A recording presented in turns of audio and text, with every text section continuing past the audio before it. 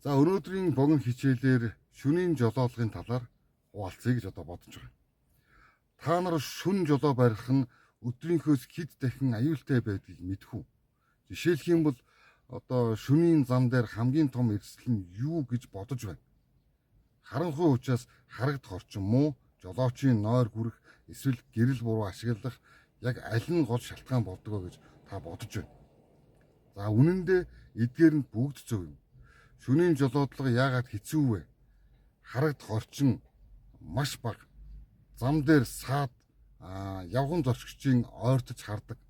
Жолоочийн нойр гүрж анхаарал сулрах, гэрэл буруу ашигласнаас нөгөө жолоочийн нүд гялбах, түр зуур сохрох, ослын эрсдэл өдрийнхөөс 2-3 дахин өндөр болдог юм байдаг.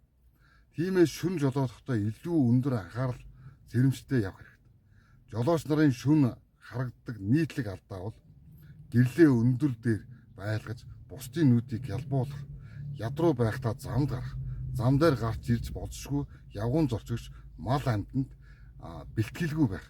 Эдгээр нь хамгийн том одоо аюул ослын үндэс болдог. Тэгэхээр өнөөдрийн гол санаа бол шөнийн жолоодлого бол илүү өндөр анхаарал, зөв гэрлээ ашиглах шаардлагатай гэж одоо ойлгох нэ.